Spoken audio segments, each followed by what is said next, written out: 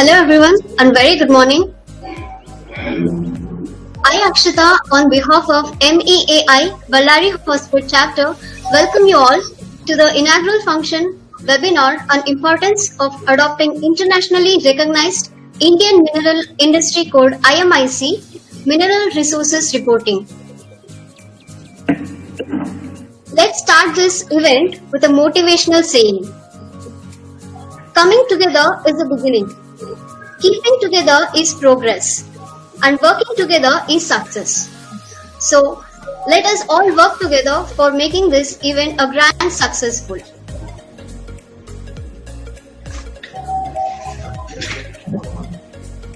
Mr. K. Madhusudana is an accomplished techno-commercial professional in field of mineral industry. By education, he is a qualified mining engineer and MBA and is carrying 30 plus years of experience. Mr. Madhusudana is very enthusiastic member and active participant of apex bodies of national importance such as MEAI and MSAK and holding key positions to represent the mining industry. Currently, he is associated with MEAI as National Vice President and serving as the Secretary of Mines Safety Association Karnataka MSAK Zone 1. MEAI has recognized his contribution on several occasions and awarded gold medal institutionalized as Srimati Bala Tandon Award for 2004-5 and Membership Development Award for the year 2004-5, 9-10 and 2015-16. Currently, he is engaged as Vice President Mining and Corporate Communication with a renowned organization MSPL Limited. Now I request Sri Madhusudana sir to welcome the event.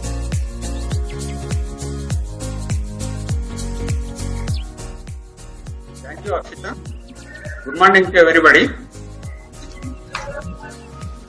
It is my privilege to have an opportunity to welcome you all at this important webinar on behalf of MEAI and also MEAI BH chapter.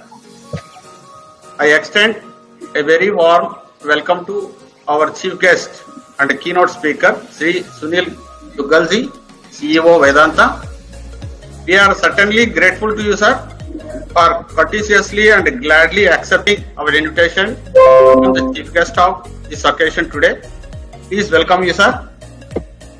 It is also a great pleasure to welcome Sri Sanjay Kumar Patnaik, President MEAI, who always encourages for the all events with his kind, able guidance. Please welcome you, sir. I am also delighted to inform you that we have invited eminent speakers, Dr. P.V. Rao, Dr. Abani Samal, Dr. Vasudev, who has a various expertise in mining industry. We will welcome you all authors also. MEAI, the trusted voice of Indian mining industry, wish to start the implementation of NACRI drafted IMIC in India by organizing this inaugural webinar on importance of adopting internationally recognized Indian Mineral Industry Code IMIC for mineral resources and reporting. This webinar is intended to present salient features of IMIC and relevance to the Indian mineral industry. Webinars are contain heads of knowledge and vehicles of progress. It is therefore by belief we are going to discuss on various informative topic today. We will find the future course of better utilization of mineral reporting practices in India. It's my earnest wish and desire that you all have a productive session and grand success of this event. With these words, on behalf of MEAI BH chapter, I once again welcome you all distinguished dignitaries, fellow members of MEAI, MEAI council members, students, all the participants to this webinar. Thank you once again.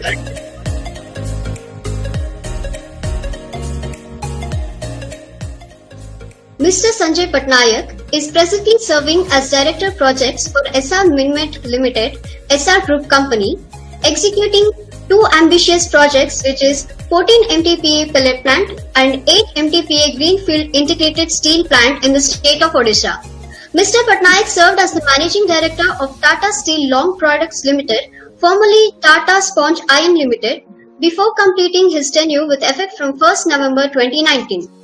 He spent significant period of his career with Tata Steel Limited.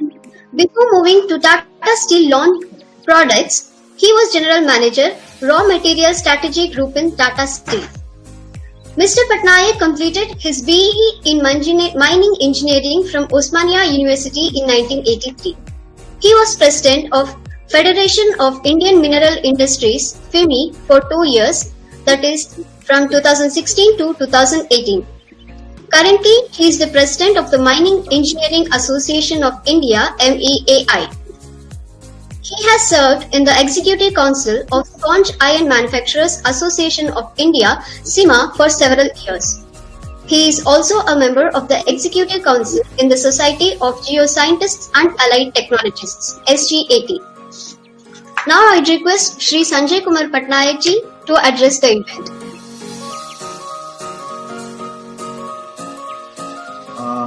Good morning, everyone. On behalf of my personal self and on behalf of Mining Engineers Association of India, I feel extremely happy and delighted to extend a warm invitation to very distinguished Mr. Sunil Duggal, who is the keynote speaker and the chief guest of today's function. Mr. Duggal is a well-known corporate leader in our country, and Mr. Duggal is known for promoting scientific and sustainable mining. He just completed his tenure as the president FIMI, and I had the privilege of, in fact, he succeeded me as the president, and I have seen him work very closely. He has some excellent passion and drive for promoting for enhancing the image of the mineral industry in our country, and also for promoting sustainable and scientific mining. So, welcome Mr. Duggal to this function. We are greatly privileged that you have agreed to participate in spite of your very busy schedule and all.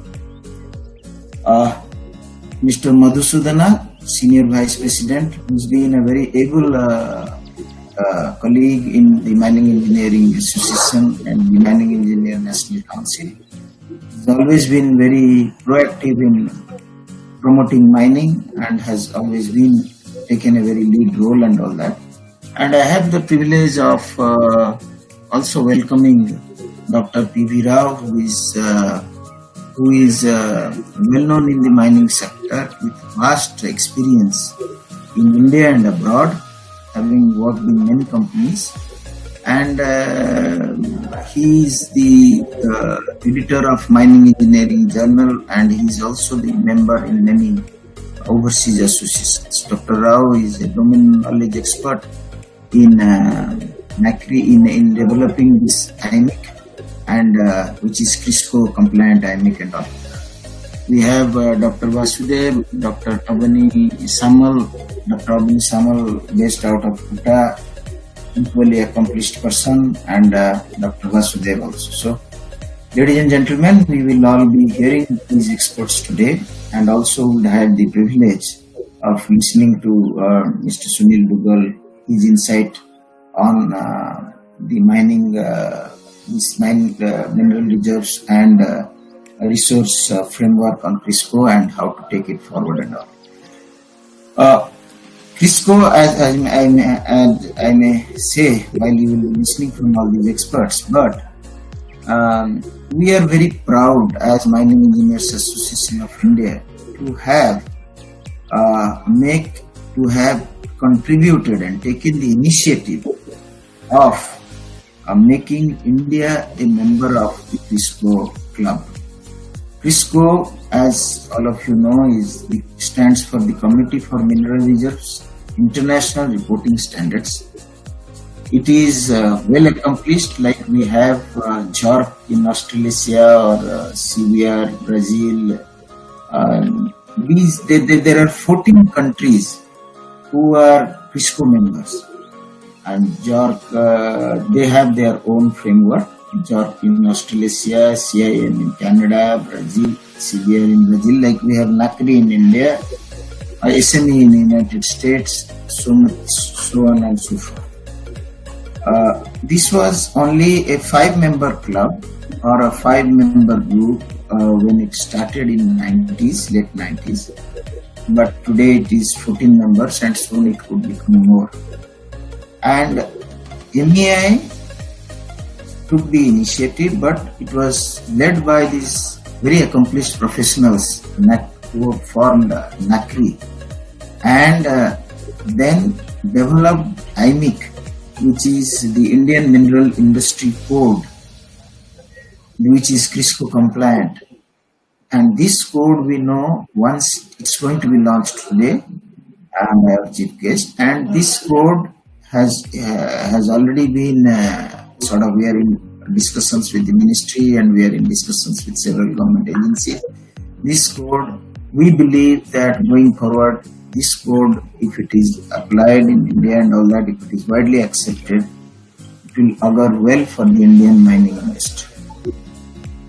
The Imic, the CRISCO compliant Imic, would be it is internationally recognized, and it is also recognized by major global stock exchanges, and that is where it could attract FDI into our mining industry.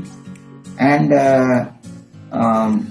several steps have been taken by my colleagues, which Dr. Rao and my other colleagues will also tell you.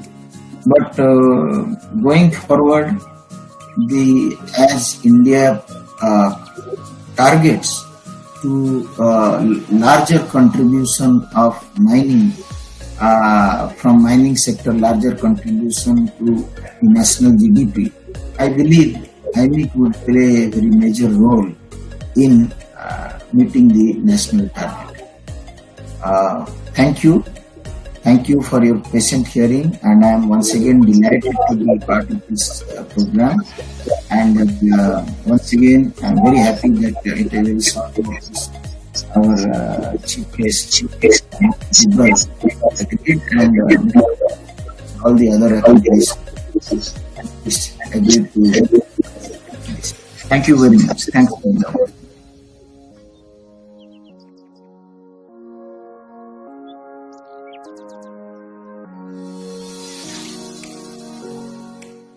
That was a really very successful journey.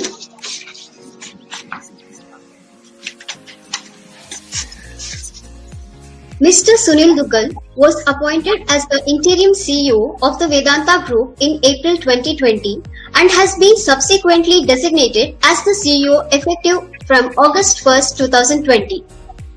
He has been the Chief Executive Officer and whole-time Director of Hindustan Zinc Limited since October 2015. He was additionally given the responsibility of leading the base metal group comprising zinc, copper, and iron ore businesses. He joined HZL in August 2010 as Executive Director and thereafter became Chief Operating Officer in the year 2012 and was Deputy CEO from 2014 before becoming CEO and WTD. Mr. Duggal is a result-oriented professional with over 36 years of experience of leading high-performance teams and more than 20 plus years in leadership positions.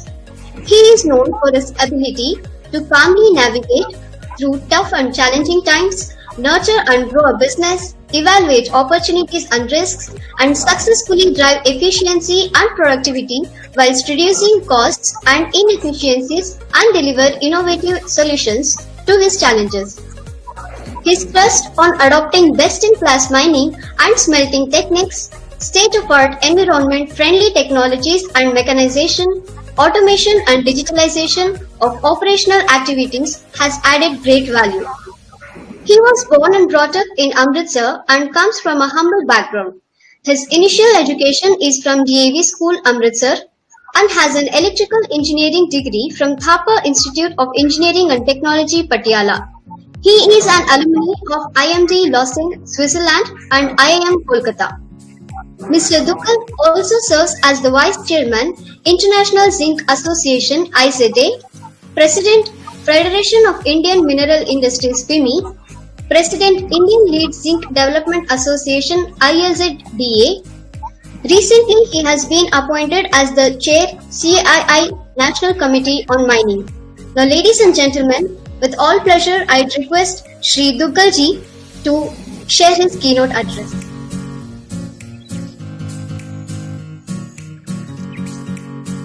Good morning, everyone. First of all, I am very, very thankful to MEI and my friend Sanjay Patnaik for having invited me.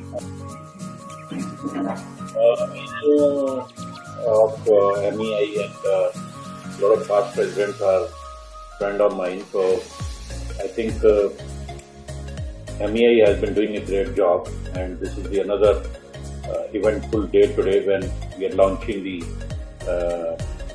Indian Mineral Industry Code.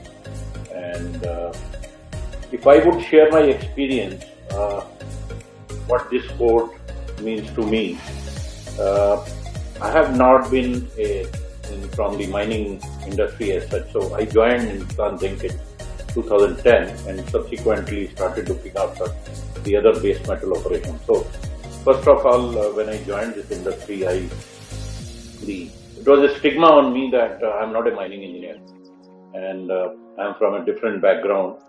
But subsequently, I learned mining over the years, and the people started recognizing me as a mining engineer. But when we used to talk to the investors world over, they used to ask us, "What is your R&R?" And we used to say that this is the value of our R&R of our different businesses.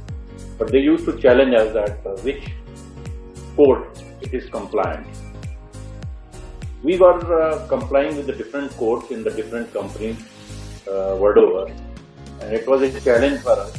People and the investors, they were not recognizing us that what is the exact value of the resources, and they were very skeptical to invest into a company, and many.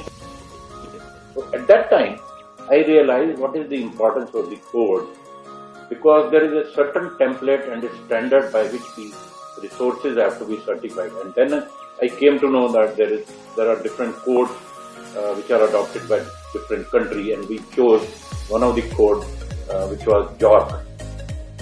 So then subsequently we adopted JORC code in our different businesses, and then world started realizing and appreciating that whatever we are certifying, what is the value of our reserves, and they were able to estimate that what is the value of the organization and whether they will be able to invest in the organization or not.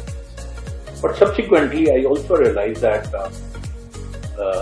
when the MMDR Act came and different amendments also came, then the auction regime came, because earlier the rule was that there is a seamless transition of the license you get towards the mining. But after that, when the auction started, we started realizing that what is the importance of the code. And then this came to my mind that probably India does not have any code, and whatever the value G1, G2, G3 or G4 is provided by the GSI or the government of India uses that to auction the mining resources. How can we make the economic evaluation and identify the potential of the resources? It was a very difficult thing, and then I thought that probably India also has to adopt. And then I came to know that MEI is doing a lot of work in this area, and at some point of time, a code will be developed for India. So I am very, very happy that this code for India has been developed, which is Indian Mineral Industry Code. It is developed under the ambit of RISCO, which is an international organization committee for mineral resource reserve international reporting standard. This helps various countries to report.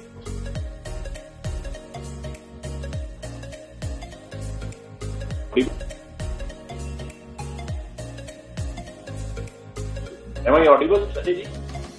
Yeah, in between we lost you for half a minute. Now I am audible. Okay. I'm very happy that this award has been given. And I understand that International Organization Committee for Mineral Reserve International Reporting Standards is adopted by them. This gets different countries to develop the codes, and I'm told that MEI has played a very big role in developing this code, and there were representatives who are deputed by the GRIDSCO, and the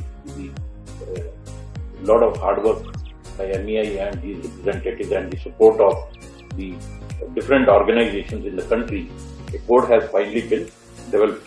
I am very happy, and I suppose that the Indian government, for auctioning of all the mineral resources, is going to adopt this code, and this will help all the bidders, prospective bidders, to make the right evaluation, and right bidding will be done by them.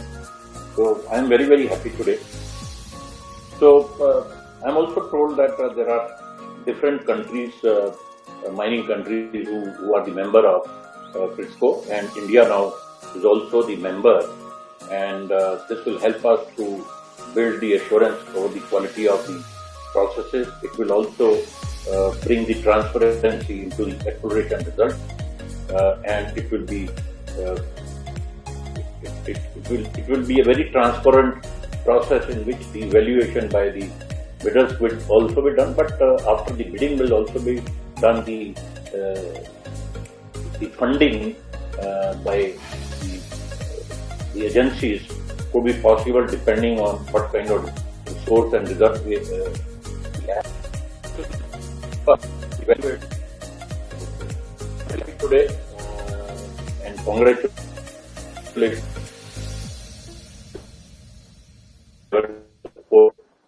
I wish the mining industry and mining community all the best for adopting this code, and I am sure that this will open up a new chapter in the history of the mining industry. Thank you very much, and thanks for inviting me.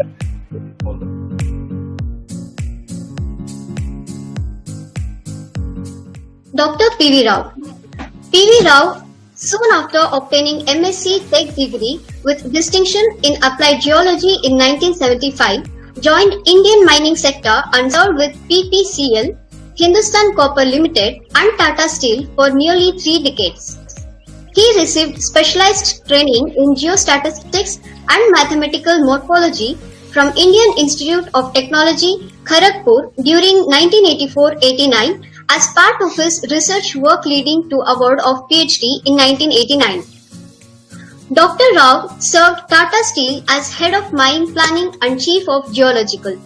He held several senior management positions such as Director Exploration CAMAF, Dr. Comgo, Director in SRG Services and Consultancy Private Limited, CMD in PT Minkan Indo Resources Indonesia, Senior Mining Advisor Curvecap Ventures Limited UK, and Senior Associate in Beire Dolbear International Limited UK.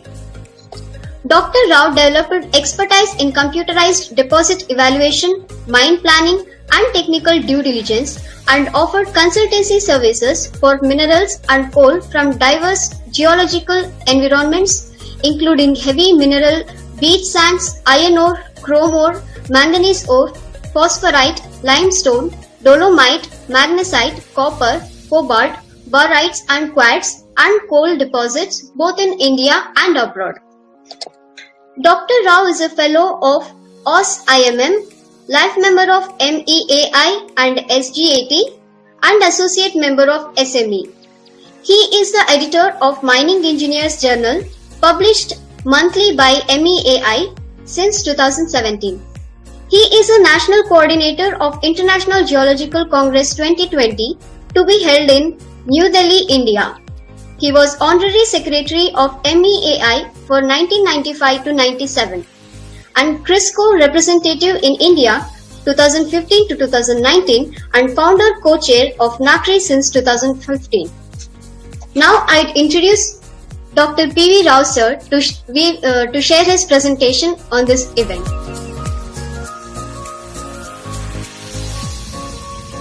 Good morning and good noon to everybody. Mr. Patnaik, President MEI, Mr. Sunil Duggal, the chief guest and keynote speaker of today's webinar, and all my colleagues from NACRI and MEI and other audience of this webinar. This is a very auspicious moment for all those people who have worked for this particular initiative for over 5 years, and now it has fructified and we got the code recognized by CRISCO, and we are launching the code in India for practice. So definitely we are very happy people to tell this to the audience. So CRISCO is a committee for mineral reserves, international reporting standards. It's an organization, it is a non-to-profit organization created by a few professional bodies, 5 professional bodies for that matter, way back in 1994. And thereupon, several people joined them as it has grown. That's what, in fact, the presentation and the speech by Mr. Patnaik and Mr. Duggal actually conveys everything actually. They are nicely covered all aspects of what we want to present as a launch program of today. So now we have ICMM, the International Council for Mines and Metals. It is also a non-to-profit organization, but it promotes sustainable mining, environment, the social and governance. These are the ESG that it promotes. And the members of ICMM are who is who in the mineral industry. The biggest MNCs, 27 bodies are the members of ICMM, and nobody from India, in fact. But FIMI is one organization. As an associate, it is participating in ICMM. These are the 2 organizations that you can see on the screen, CRISCO and ICMM. Now we will get into the success story of IMIC development, how we have developed it actually, and what is its relevance to the Indian resource sector. This is what I am going to present very briefly in the given period of time. The purpose of this initiative, people may be asking who are these people and what is this initiative, whom for it is created, how they are going to get it recognized. There were many questions when we started in 2014, and still it persists in many minds of the people, even in NACRI. That is the most surprising thing, because we are governed by a socialist system, governed from the top, from the government. If government tells something, we follow. That is the way we have been brought up. We never thought that we can also promote something. We can also go back to the government and tell them that, yes, this is what we can do. Why don't you adopt it? Or why don't you promote it? Why don't you implement it? This is the reverse way of working. Actually, this is what we started under the great leadership of MEI. Actually, it has shown its leadership skills and leadership power while starting this particular initiative. What it does actually, what it did actually, it promotes the best practices in resource sector. What it means is, it produces reliable resource or reserve reports. This is what Mr. Duggal has touched upon actually. The next point is, this industry, mineral industry, needs a lot of investments for its growth. For its growth, both in exploration, in exploring the concealed deposits. So far, we have least explored the concealed deposits. That is to be touched upon by everybody who is in exploration now. Second thing is, we already have some mining projects. We want to expand them, and we want to develop the new projects. For all these things, we need investments. That investment has to come from the private.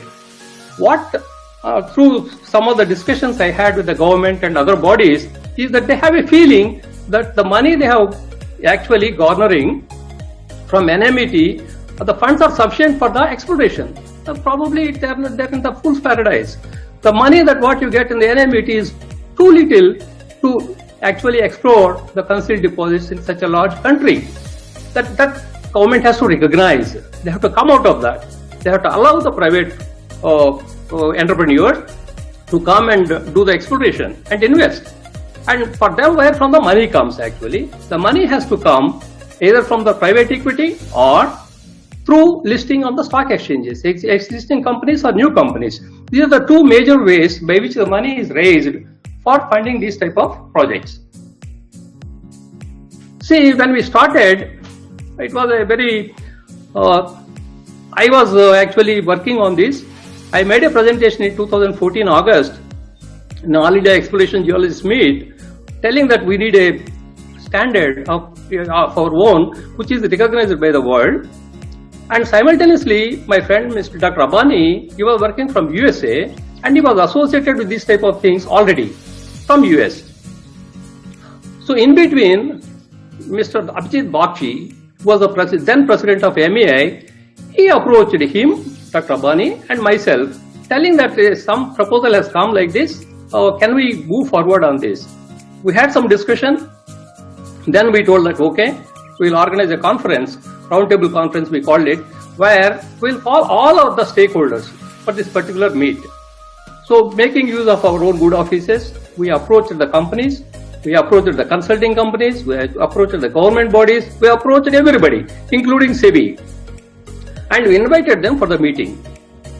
Surprisingly, everybody participated. We had over 50 people representing various organizations and bodies participated in 2014 December 18 Roundtable Conference. In that you can see Mr. P.N. Sharma, who was RCOM of IBM, he participated and he was our chief guest for that particular meeting. And after that, there was a period of lull.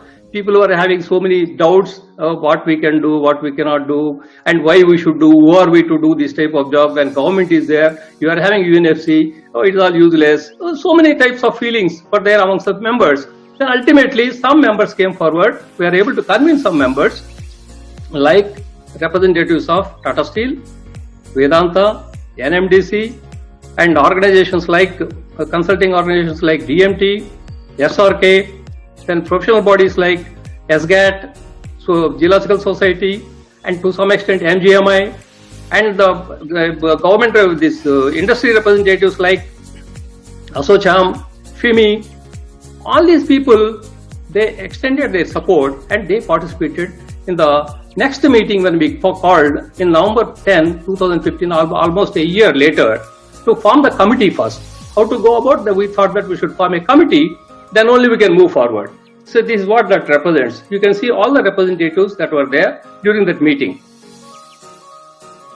The next step was, we have to sign an MOU with CRISCO. CRISCO doesn't know who is who in India. So we approached, in fact, Dr. Abani was responsible for this because he was knowing both US people and he knows India. Then we approached CRISCO, and CRISCO we convinced it that we have bodies like this, like MEI, like MGMI, like SGAT and Geological Society. So many professional bodies are there. MEI is the biggest professional body in India, representing the mining industry professionals.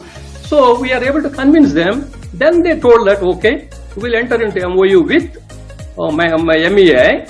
Then and myself and Dr. Abani, we participated in that MOU as representatives of CRISCO from India.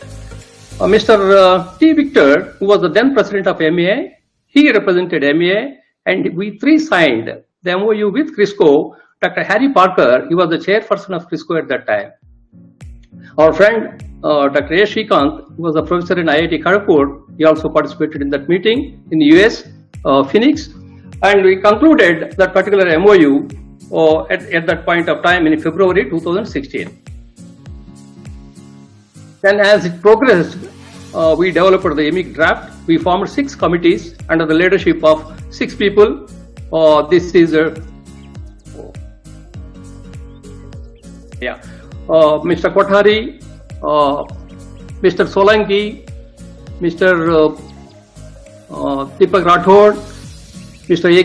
A.K. Sarangi, and Dr. A. Shrikant. These are the 6 teams leaders. Together, they developed the draft for various chapters of the Imic, and myself and Dr. Abani, we compiled it together, made it as one document called Imic.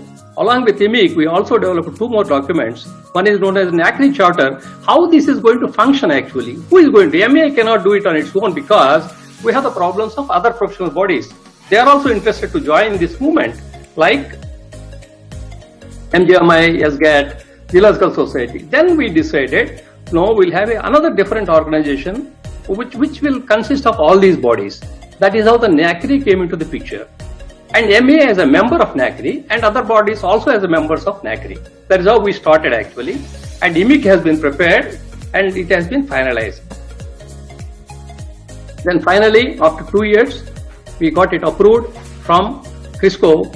People may be thinking why it took 2 years. In between, for 1 year, we had a honeymoon visit with MGMI. We wanted to bring them into this movement, and we had extensive meetings with them. We had presentations. We had developed some programs for them, but ultimately it did not succeed. Then we had to go forward with CRISCO telling that MA is going to be the professional body that will be representing Imic in India. Then we submitted our application formally to CRISCO for approval, along with all the documents like Imic, NACRI Charter, and Code of Ethics, along with bylaws of MAI. So this is the letter we got from CRISCO recognizing India, the NACRI as the national reporting body, MA as the professional body in India, and Imic as the national code for India. So see, in this process, as I told you, we have several stakeholders participating in this event. We never allowed anybody just stray away because we want them to be part of this activity. As we went forward, we had interaction with the Ministry of Mines, we had interaction with SEBI, we had interaction with Niti Aayog, interaction with mineral industry representatives, with professional organizations. We conducted several professional development programs for GSI, IBM, AMD, and others. And we also participated in all the CRISCO annual general meetings. So here, I will just show you briefly about Ministry of Mines. So from day one, that is 2016, Dr. Balwinder Kumar was the Secretary, Ministry of Mines at the time. He was our chief guest in a function held at Jaipur. And simultaneously, we also had CRISCO annual general meet for 3 days, and he was our chief guest there. And on the dais of MAI, he declared that Government of India is with you. You go forward, you get the code recognized, then we will see that it will be implemented in India. It is on record.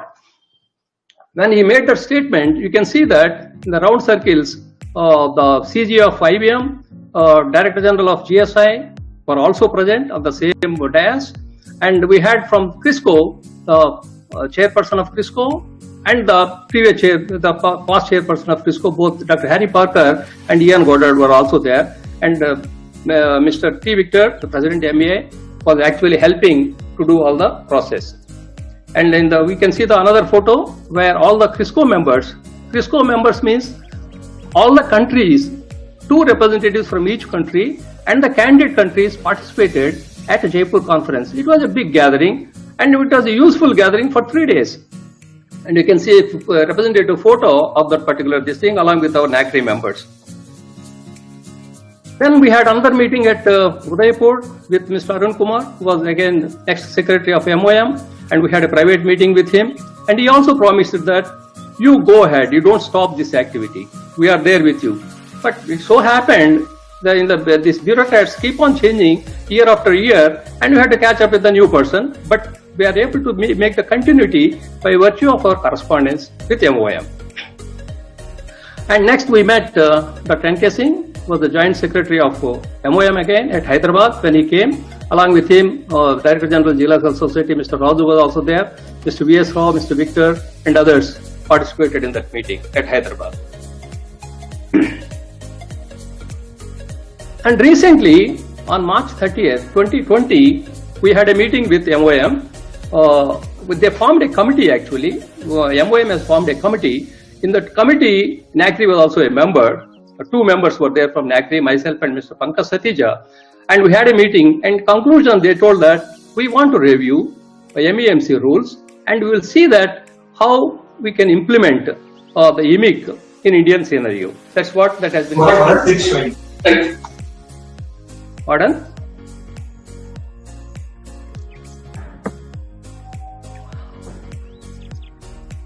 Then we had a meeting with SEBI in 2018. There also we are the highest authority. the old-time director, Mr. S.K. Mahanti, and he was very considerate, and he told that please go ahead, develop your code, get the recognition from the government of India, then we will see that it is implemented in the stock exchanges. That's what that was concluded. These are the minutes of that.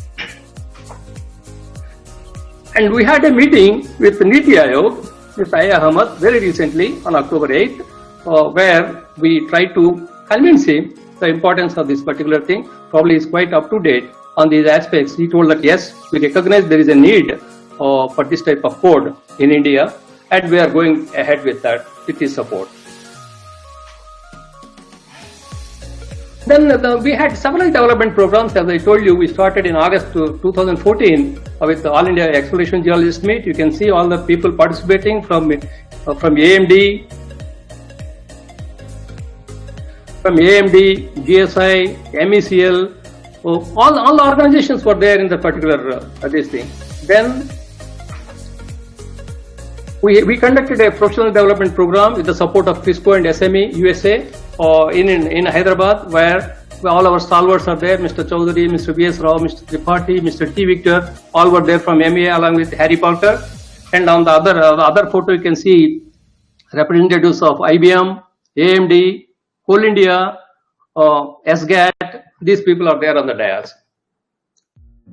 So we have been conducting with MEA to update them what is happening. We made presentations for the council, as well as Bangalore chapter. Mr. Dr. Venugopal has taken lead. He organized a one-day program at Bangalore where we have conducted this program. So one person you can see on all the photos, that is, Dr. Abani Circuit. He is one person who attended all the NACRI participation meetings in CRISCO AGMs. Hats off to Dr. Abani. See, you have to remember this, all these meetings and attendance and everything is done on personal level. No contribution from MEA or NACRI or for any other source. It's all personal contributions we made. In fact, NACRI members contributed each 5,000 rupees for the fund, and with that fund we started working. This is the recent annual meet. We had virtual meet where the circuit person is Ken Lomberg. He is the chairperson of CRISCO. Now, what is the admission process of CRISCO actually? So, okay, we have been doing all these things, but there is a process. We have to follow that process. We have to sign an agreement. We have done that. We have to then CRISCO has to form a working group. They formed that. Then the documents and structures are to be prepared. Like we have the Imic, we have the code of ethics. We have the bylaws of MEA changed to suit the requirements of the CRISCO, and then we have the NACRI charter. Then the documents were sent for review to the working group, and it takes 6 months to several years. Naturally, in our case also it took some time. They will see the consistency with the template and acceptability to NRO structure. So the structure that we create to administer in India must be acceptable to them. Then they have to send these reports. This committee has to send with its recommendations to the full committee. All the members of the CRISCO, at the time 13, we are the 14th member of CRISCO, they have to accept by consensus all that we have proposed. And they agreed. Then we got the membership approved on August 1st, 2019. What is this NRO? This is a national reporting organization which is represented by NACRI in India. It takes care of preparing and maintaining the reporting standard. That is its responsibility. And it consults all the NROs and maintain the alignment and consistency with that particular thing. And self-regulation, it includes credible self-regulating professional bodies. It is its responsibility to see that, suppose tomorrow some other professional body wants to join NACRI, we have to ensure that they have the self-regulating systems within their bodies. If they don't have, they have to incorporate that in their bylaws. Then engagement with the support of, means we have to support the activities of CRISCO in furthering this particular activity. These are the responsibilities of NRO and its requirements too. Then is a professional organization, is a recognized body in India, that is MEA. What it should have? It should be independent and it should be representing the mining professional, and it should have different grades of membership and who is who, what is maintained by them. Then it has to conduct development programs, continuous development programs for the growth of the professionals, and ongoing training has to be there. Then discipline. Its members must be controlled by some ethics, enforceable ethics, not just ethics, enforceable ethics and conduct. That is the responsibility of the professional organization. That is MEI in India. So now we have the Imic, somewhere we have the JORC, somewhere something else. All these codes form under the solid mineral specifications of CRISCO. Through this, we have a bridging document approved by CRISCO and UNFC. Through that, the generic specifications will be connected, and this code, these resources and reserves that have been declared under Imic will be translated to UNFC for maintaining the national mineral inventory in India. Similarly, as I told you that this Imic is meant only for the solid minerals. It doesn't deal with petroleum and other gas and other things. So for that, there are separate codes are there, and through those codes, through the bridging documents, UNFC is created. This is how it works actually, through the bridging document. It has a disclaimer from CRISCO. It doesn't regulate the procedures used by the competent person. The competent person, suppose if I am doing an estimate, whether I use geostats or I use classical method or use something else, it is up to the competent person to defend, present and defend. It doesn't say that you have to follow this. It means it is a principle based, not a prescriptive based. And it doesn't regulate the company's internal classification. Suppose, for example, Vedanta is there. Internally, it may be maintaining UNFC classification for the purpose of its concessions getting approved or whatever is there as per the Indian laws. And at the same time, for outside, it may be following JORC. That is allowed. It doesn't deal with the breaches of the code by the companies. If company has done something wrong, CRISCO doesn't come into the picture. It's taken care by the stock exchanges where it is listed. And if the competent person does a mistake, and he is taken care by the professional body, that is the professional body is the MEI in India. It will take care through its code of ethics. Now, what is the relation between this CRISCO, NACRI and MEI? Because there is an internal relationship between all the three. So, CRISCO recognizes the national reporting body, NRO, and the professional body.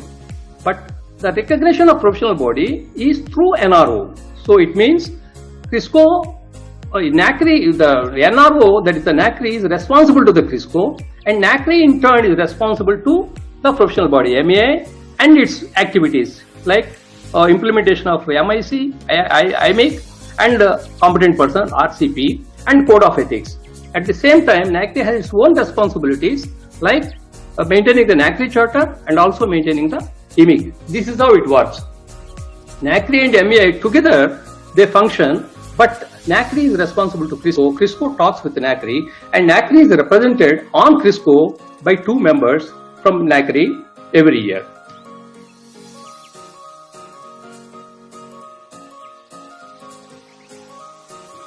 So NACRI is a body, is a NACRI charter. We have a recognized charter by CRISCO. It has a maximum of 30 members. Each PO, professional body, can nominate up to 4 members. And the government and other bodies also can represent by a member in the NACRI. And NACRI is managed by a managing committee consisting of maximum of 10 members, of which each PO, that is professional body, can nominate 2 members to the managing committee, and 2 members are from the domain independent experts group. As of now, from MEI side, Mr. Arun Kothari and Mr. Pankaj Satija are representing, and from the domain expert side, myself and Dr. Abani, we are representing.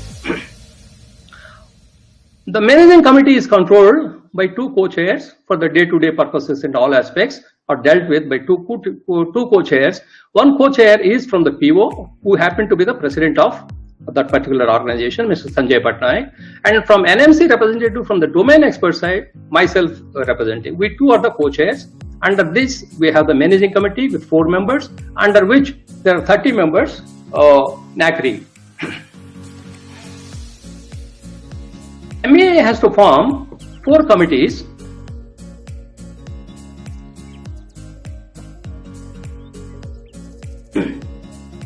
It has to constitute 4 committees to implement this. One is a competent person registration committee, the Professional Development Committee, Ethics Committee, and Complaints Handling Committee. In all these committees, NACRI is represented with its members. It is defined how many members should be there in each committee from the NACRI to oversee and see that it is properly implemented. What are the laws that are related to this particular IMIC in India? National Mineral Policy is one, 2019, the recent one, that affects this particular reporting code. MMDR Act that affects mineral concession rules, mineral conservation and development rules, that minerals rules, evidence, that is MEMC we call, and mineral auction rules. All these rules, the reporting code is there. This needs to be addressed by the Government of India. To start with, when the new mineral policy was to be launched by Government of India, when stakeholders were allowed to interact with MOM, NACRI also submitted its own recommendation. It was mainly concerned with the reporting system. We recommended against 6.1 of 2008 NMP, and the same thing was in toto was accepted and included in the new national mineral policy. What it contains? Against the resource inventory will be in accordance with latest version of UNFC, which was there in the previous one. It has been replaced by the resource inventory will be maintained in accordance with globally accepted public reporting standards for ensuring rest of the things. So we are successful to the extent that the public reporting standard has gone into the national mineral policy. Now this policy has to be converted to implementable rules. This is what we are working with the MOM at present. So when we are doing this, why we have to do this? Ultimately, as I told you in the beginning, in the first slide itself, we need to raise some funds for the industry, for exploration. And that you have to raise either through private equity or through stock exchanges. If you want to do from stock exchanges, what they want, what stock exchanges is looking for, because they are concerned with protecting the investors' interests. That is the basic principle of a stock exchange. So for mining and exploration companies, they have separate set of requirements compared to the manufacturing and other industries, because it's a resource base whose value is unknown unless it is really taken out. For that purpose, these global stock exchanges, they have developed certain special requirements for mining and mineral companies, exploration companies. So why you go to stock exchange? You want to raise some capital. Then factors considered by the mining companies: ability to meet listing criteria. If I want to go and list in a stock exchange, global stock exchange, I should meet the listing criteria. And you have to see that geographical location of the projects and mines. Suppose my mine is in India, I would not like to go and list it in NSE, that's New York Stock Exchange.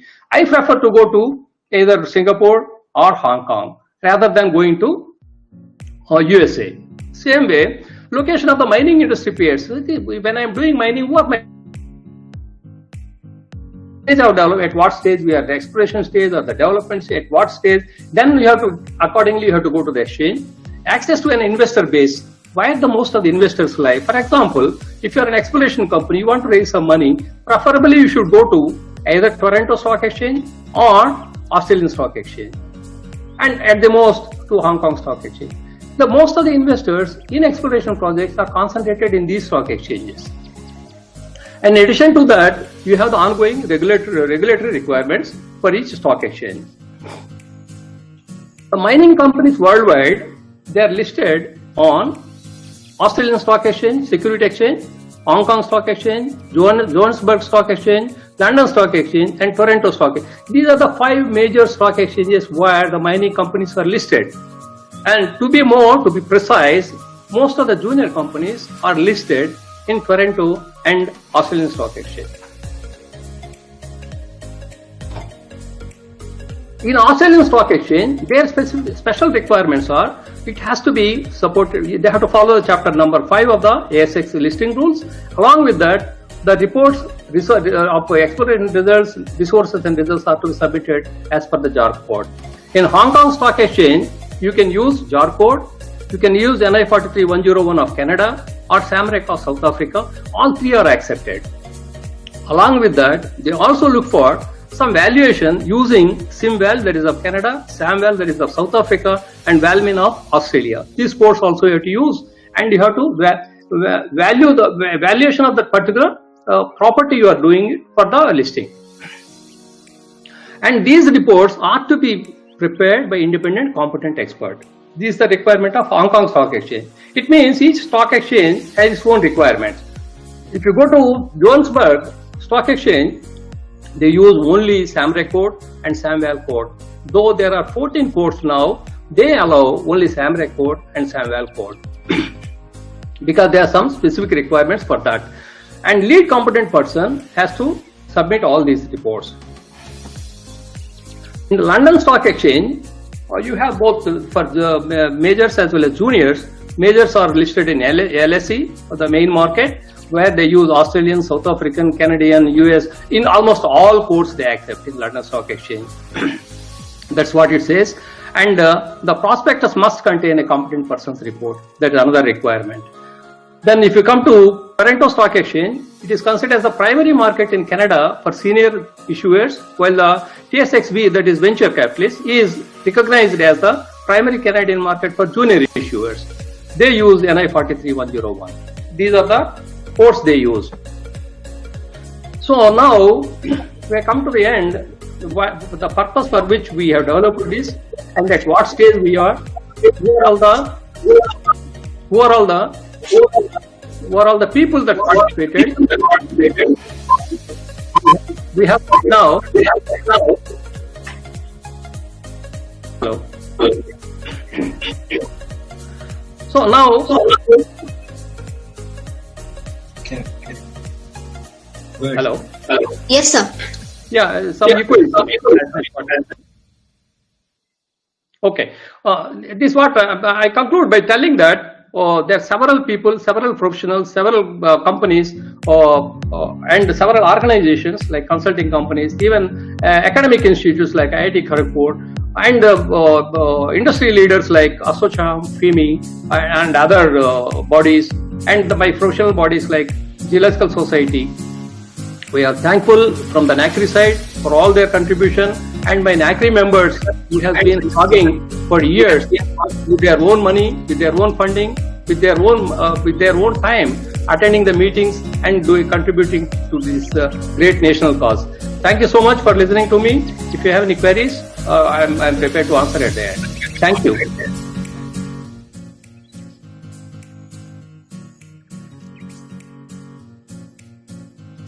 Dr. Abani Asamat holds MTech degree from ISM Dhanbad, DIC, and MS from Imperial College, London, and PhD from SIU Carbondale, USA. He started his professional career at Bola Chromite Mines, Odisha in January 1996. Since then, he has been active in the mining industry. Previously, he worked for reputed mining engineering consulting firm in Denver, USA, and later as a principal advisor with Rio Tinto in their then USA regional headquarters. Currently, he is the owner and principal of Geo Global LLC, providing advisory services to mining companies. Dr. Samal specializes in mineral deposit studies, resource estimation, mine-to-mill reconciliation, and geostatistics. He provides services to exploration and mining companies in a wide range of commodities throughout the world. He also serves as an industry expert to the World Bank, providing advisory services to the government of Nigeria. He served as an adjunct associate professor at University of Utah and SIU Carbondale. He was a visiting faculty at IIT Kharagpur and IIT Bhubaneswar. Dr. Samal is a very active member of major national and international professional associations. He is a registered member of SME, a council member of MEAI, and fellow of Society of Economic Geology and fellow of Geological Society of India. He serves in various committees of SME, GSA, SEG, and MEAI. He is also a member of CIM, IMAG, and GSA.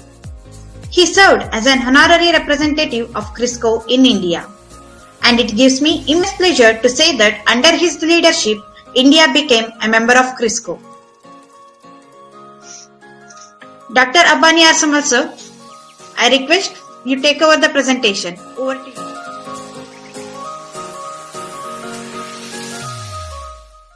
How Imic has two of the main very well known and well practiced codes, that is JORC from Australia and NI 43101, that is National Instrument, and 43101, that is from Canada.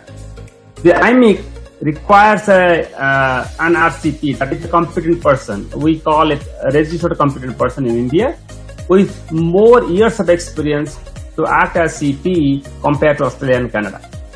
The Imic is uniquely suitable for India. From that aspect, it should be preferred by Indian mineral industry over other codes. When reciprocity process is complete, we will be able to, sorry, it looks like there's some problem in this slide. When reciprocity process is complete, the Imic could be actually used in many other territories like Australia, Canada, and US. In Australia, the two major mining companies, for example, they are reporting in using their JORC code. In Canada, there are many mining companies in Canada. Just to take a couple of them, like Teck and Barrick, they use NI 43101. It's just a huge worldwide operations there. In US, there are two very well-known US mining companies, Newmont and Freeport McMoran. They use the guidelines developed by SME. I hope in India, it's time for our industry, our mining industry in India, they're run by all these entities, starting from the government to major mining entities. They should start using Imic. What are the major features in this code? Multiple covered commodities are covered. We are unique and it is there. It is easy to adapt. Users who are using other codes like JORC can switch to Imic without much difficulty. And if you need help, NACRI members are there to help you. And there are some other things also. Mr. Duggal sir said about the investors, and we all actually heard also about the investors, why they are not here and what we should be doing to bring the investors to the mining industry in India. It can be domestic or foreign. The investor favored features are there. It's fully in sync with the Crisco's latest template. We have table 1 that is common to JORC, similar to JORC. That's also known as if not, why not table. It is there. So if you are using JORC already, you know what to do there. Table 2. When we wrote this code, then it was only United States of America. We had the table 2. And other codes, they were thinking about it. I believe as of today, over last couple of years, I believe Canadians have adopted table 2 and Africans have adopted table 2. I'm not 100% sure. I believe they have done it. We also have it. What it shows the range of accuracy in the cost estimates for the technical studies. That's what the investors love to see in your reports. And we do have the guidelines. Okay, talking about the RCPs. Our documents or the Imic system or the Imic and the NACRI charter requires a competent person to have 10 years of industry experience. That's the minimum requirement, out of which 5 years of relevant experience in the style of mineralization and type of deposit under consideration. The PO and the RCP has to be the member of the recognized professional organization, that is PO, that is MEI. So, and a new RCP under this system have to be a member of PO, of MEI. The relevant experience means that the geologist with an experience in mineral exploration can act as a CP for exploration results, not as a mine planning like that. That is the duty of the mining engineer. Unless the geologist has the experience in mine planning. The process engineer, let's say, with experience in the mineral processing, or if he has spent his time only in base metals, can be CP for those type of commodities, may not actually act as a CP in coal or iron ore. We also have code of ethics. It's designed by NACRI members and is approved by CRISCO. What else we need? Here is a good comparison. Actually, I borrowed this information from Ken. I think he's someone has summarized it at Ken or Ed during the NACRI annual general body meeting. But what it actually highlights, actually, if you look at the last line there, it shows how many years of experience that we need. Ours is 10 years of experience, that maximum any country requires. Years of relevant experience in the deposit, we require 5. I think the only country that requires more years of experience is Turkey. And, so we are actually one of the, our requirement to become RCP is also uniquely high, but what really means that our reciprocity process may not be difficult for us to do. We require PD hours, the professional development hours. So we require 40 hours. So that's also another unique thing. I am aware of major jurisdictions do not require this. And another thing is NACRI will develop the system to allocate the credits to the professional development activities. I should inform all the listeners here that we have an active committee that is already working on developing the programs to be rolled out pretty soon. And why it is actually important and kind of required, we thought it's a requirement. It keeps the RCPs up to date and enables them to serve in the industry more effectively. It's recognized as much more rigorous than many other CRISCO members. So as I said, it's a good one for all the RCPs to be effective. RCPs can work in other jurisdictions, can they? Yes. When the reciprocity process is required, reciprocity process is required for the RCPs to be recognized in other jurisdictions. For example, when the reciprocity process is complete, a RCP will be recognized by other countries such as Indonesia or UK or another country in EU or US or somewhere else, and they can use Imic as their preferred code. They don't have to use the other country's code because Imic is CRISCO approved. CPs also from other countries can also come to India and use Imic to report actually in the work on actually Indian deposits too. So that is the strength and the beauty of having Imic in India. This process will provide further boost to the investment opportunities to the exploration and mining projects in India. Imic and RCPs, when it is implemented, it ensures transparency. It provides the confidence to the investors and on the materiality and the transparency through the report. And NACRI will always be there. Wherever the RCPs and PO require assistance, and they will be providing guidance throughout the process. Investment from mining industry to stock exchange in India. Public can participate in the investment opportunities. Using Imic and RCPs, Indian companies will be instrumental in raising funds by Indian money through the Indian stock exchanges. Authorities of Indian stock exchanges should adopt Imic. That is my opinion. My final thoughts. We have some positive developments in the last few years. Government and public are participating in dialogues. Dr. Rao already mentioned about a couple of meetings we had.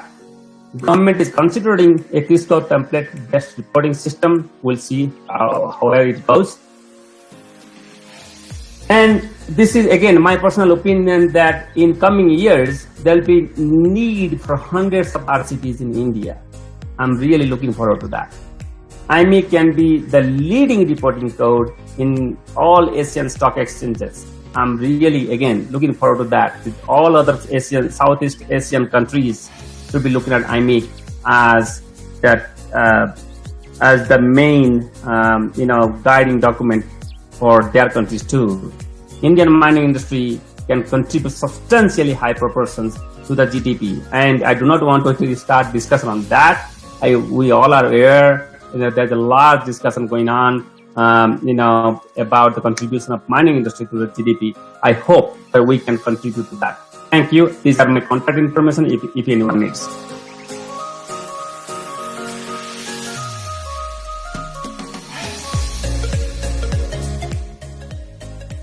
An independent consulting geologist and an earth scientist specialized in mineral exploration from greenfield to prospecting and feasibility studies. He is a PhD in economic geology from IISc Bangalore. He has travelled 42 countries including Iceland and Greenland, started his career as a research fellow in the year 1970, focused on geological structure and origin of gold-bearing rocks of Hatti gold mines in Karnataka, India. He diversified his career in 1973 when he joined as an assistant geologist at the Karnataka State Mines and Geology. Soon, he was selected by Padma Shri Dr. B.P. Radhakrishna to work as mining geologist of Ingeldal Copper Mines, Chitradurga Copper Co. Limited. Later, he was given additional charge as mining geologist of Kalyadi Copper Mines, Karnataka Copper Consortium, where he worked under the guidance of Mr. R.H. Saukar, who was then the executive director of KCC. In 1975, he discovered the southern extension of Ingeldal copper bearing zones. This discovery later took shape as the South Block mine of Ingeldal copper mines. He and his team was responsible for the discovery of Ganajur gold deposit and 7 of its satellite gold prospect in Haveri district of Karnataka, the west block of Janagiri goldfield, Hirenagur gold deposit near Hatti gold mines, and so on. In the year 2011, he was nominated as member of Core Committee on Precious Metals for the 12th 5-year plan Government of India. He has been an active participant in the deliberations of the National Mineral Policy right from 1994 when Government of India reformed the mineral sector to allow investments by private mineral exploration companies. He has also served as member of several committees of the Government of India such as Inter-Ministerial Committee on Strategic Minerals, Mineral Policy Review Committee of Niti Aayog Government of India, and National Geoscience Awards Jury Committee. He has served the Federation of Mineral Industries, New Delhi, as an elected chairman of the Committee on Non-Ferrous Metals and Precious Metals. His professional experience spans uninterrupted 52 years, focused on regional greenfield exploration. He was the first geologist in India to report exploration data to the public in Mumbai in the year 2003 as part of the responsibility of Deccan Gold Mines Limited to its shareholders. A recipient of Indian National Science Academy Young Scientist Award in the year 1980, and in the year 1993 he received Karnataka Association for Advancement of Science Award.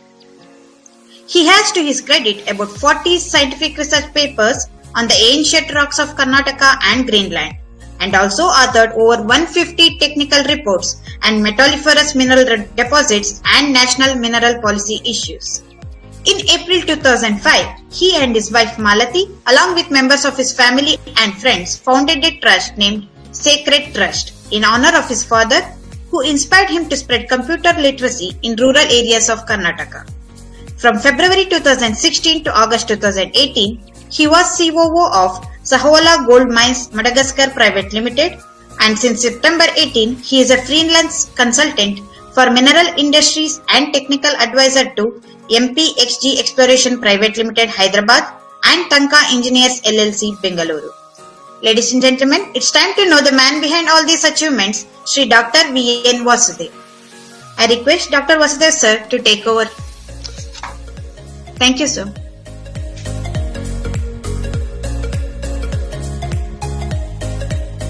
Yeah, thank you very much. Good afternoon, all the participants, and at the very outset, I thank MEI, in particular Dr. Rao and Abani Samal and Madhusudana, for inviting me to present the Indian mineral industry perspective and why IMIC, it's also called Imic, is needed for the Indian mineral industry. We have just heard from Dr. Rao and also Dr. Abani about the importance of IMIC its structure, its content, and the opportunity that it provides for adding true value to our country's mineral properties. I will focus on IMIC's need for not only enhancing the credibility of the Indian minerals sector, but also on IMIC's potential to trigger large-scale private investments into Indian exploration sector, and also the vast opportunities that exist in India. Mineral laws fine-tuned to CRISCO codes have enabled countries like Canada, Australia, among many other countries to become robust mining economies. That opportunity exists for India too, as already highlighted by both Dr. Abani and Dr. Rao. I will now touch upon the several areas of IMIC's application in the Indian mineral sector.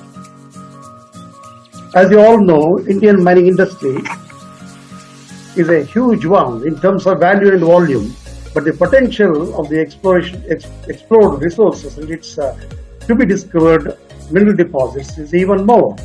I would say it is huge. The ministry is well aware of this fact, as reflected in all its three national mineral policies since 1993. Lots of things have happened in the mineral sector of our country in the last 20 years, but without a widely accepted standard guideline or code. I am excited to see the dawn of a India-specific mineral industry code, thanks to MEI, particularly the two gentlemen who are on today's panel, Dr. Rao, P.V. Rao, and Dr. Abani Samal, whose efforts have finally convinced the Ministry of Mines, Government of India, to legislate and make the CRISCO compliant IMIC as part of the MMDR Act. I understand that this process of legislating IMIC is under consideration. The need for guiding standard was felt long ago, 20 years ago, by the ministry, and it soon adopted UNFC as a standard.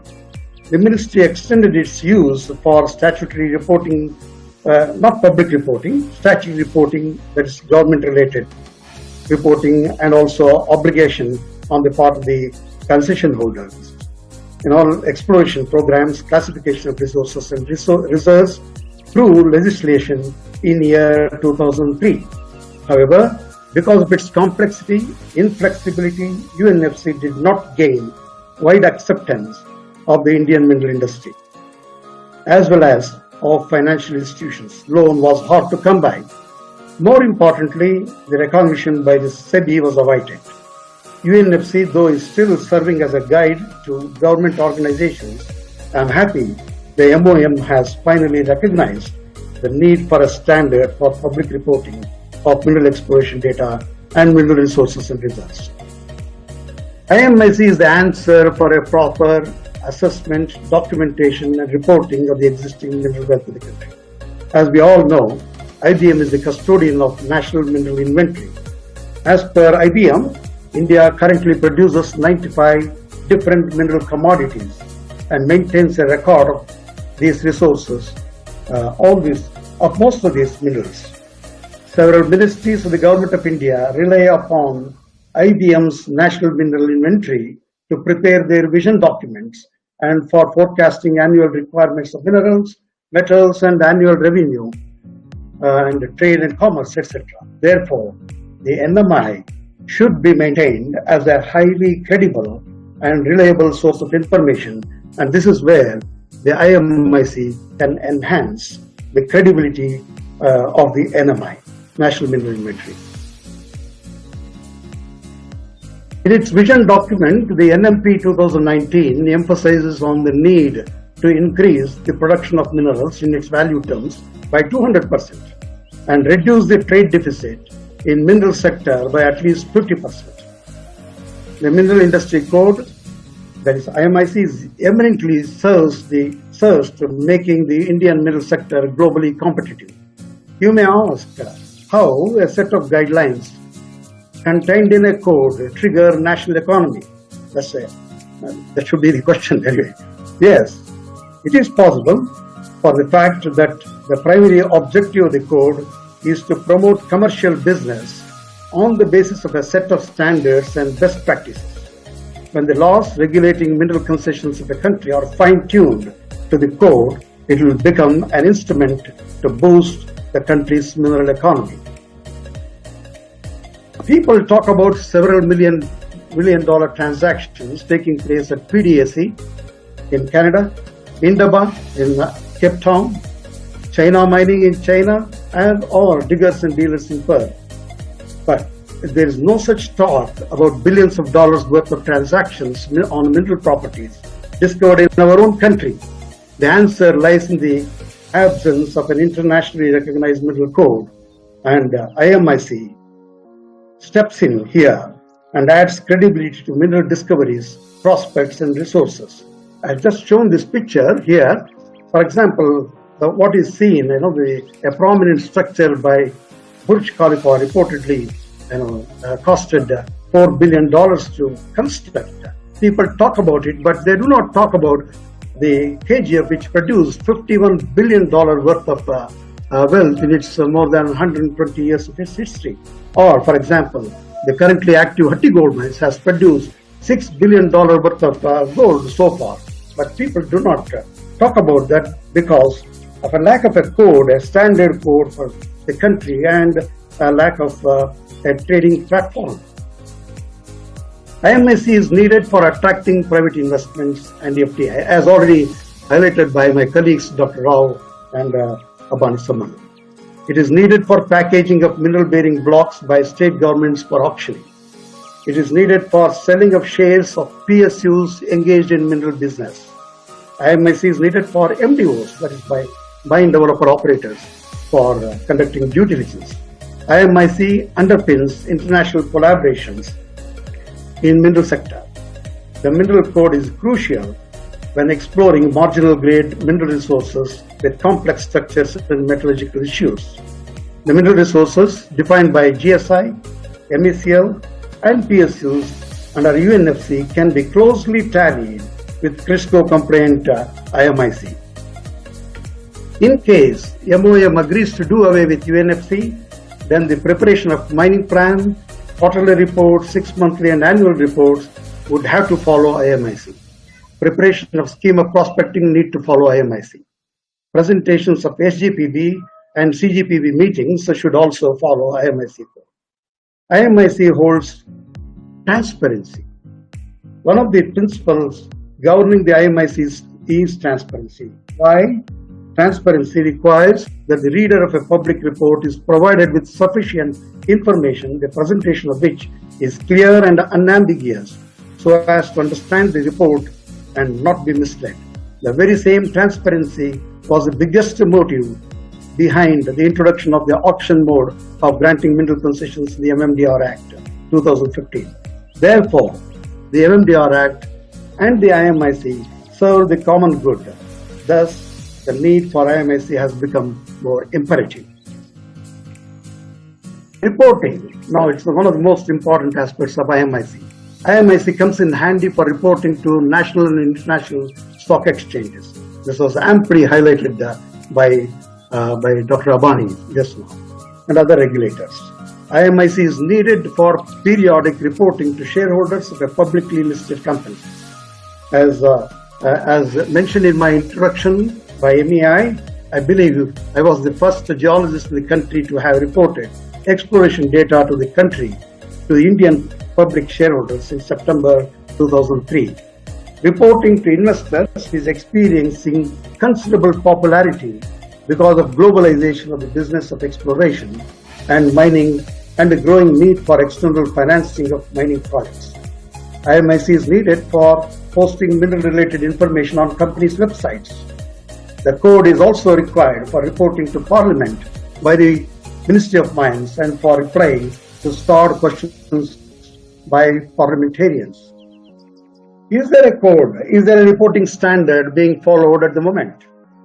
Yes, though not specified as exclusively applicable to mineral properties, all publicly listed mineral exploration and mining companies in India have to follow SEBI's disclosure requirements, regulations 2018, dated 11 September.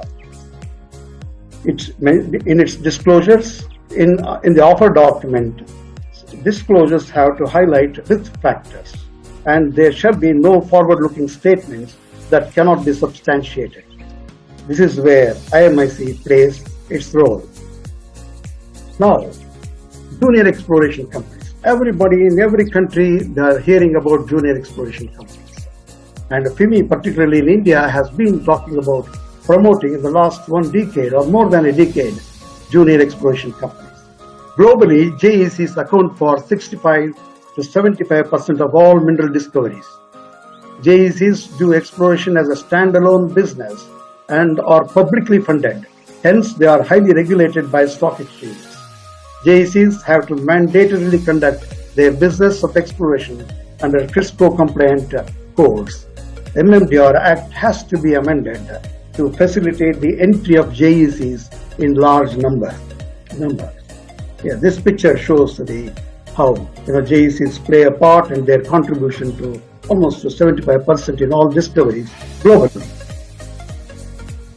Paragraph 15.1 of the NMEP 2016 states, state governments have to have a key role to play in building a steady stream of auctionable mineral properties. Currently, the process of packaging of mineral-bearing lands has been very slow, but it is being followed for auctioning by state government.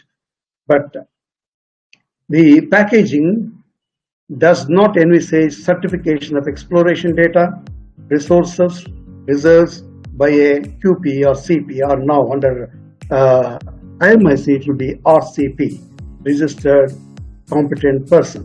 Such certification is indeed required, especially when a mineral deposit put on auction is a non-bulk, so-called deep-seated, difficult to discover kind of mineral or metal. Packaging of mineral-bearing land for auctioning for CL or ML should therefore be backed by certification under IMIC. That's the need of the hour. IMIC is also needed to help bidders for composite license mining lease to take informed risks in auction process and to assess the resource blocks on offer. The extent auction system of granting license for mineral concessions compels the bidders to make certain upfront payments at the rate of 0.5% of the value of the estimated resources, and also performance security at the rate of 0.5% of the value of the estimated resources again. This happens well before the licensed property goes on the revenue sharing stream. Therefore, bidders need guidance of a legislated national mineral code for making scientific assessment of the property offered on auction. IMIC again comes in handy for bidders to take well-informed decisions.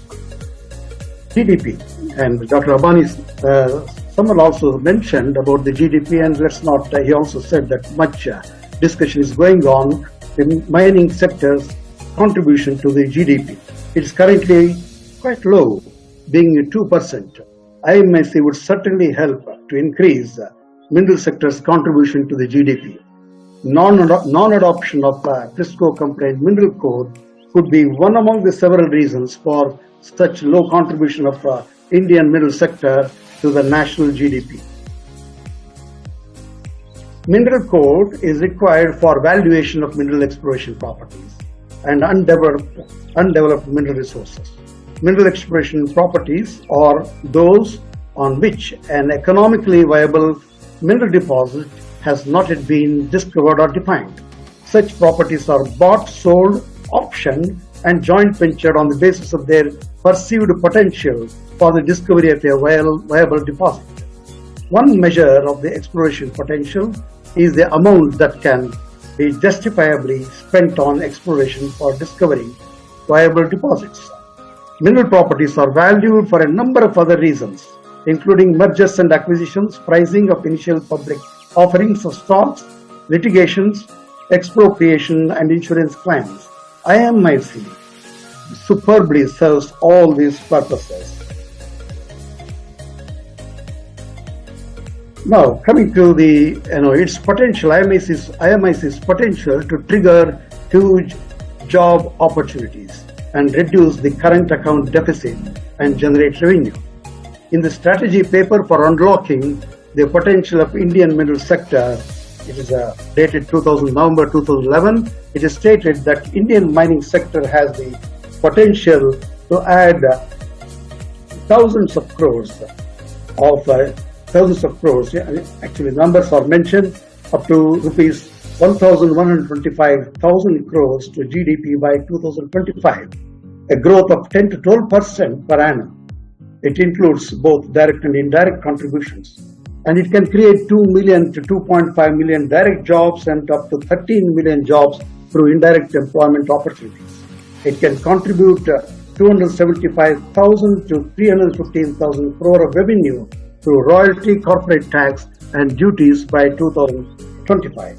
It can also reduce the current account deficit, which is being mainly caused by the import of a huge quantity of nearly 900 tons of gold.